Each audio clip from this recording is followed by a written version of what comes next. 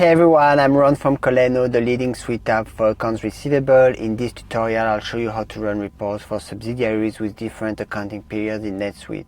So let's get started. In the search bar, I will type reports.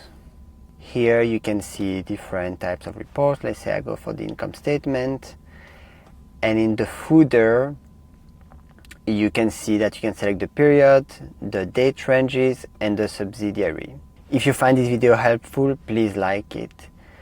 What you need to understand when you have multiple calendars is that for single subsidiary reports, the associated fiscal calendar applies. For consolidated reports, the highest level subsidiary's fiscal calendar determines the period hierarchy. Don't forget to subscribe to the newsletter in the comments for NetSuite tips and tutorials, and see you in the next one.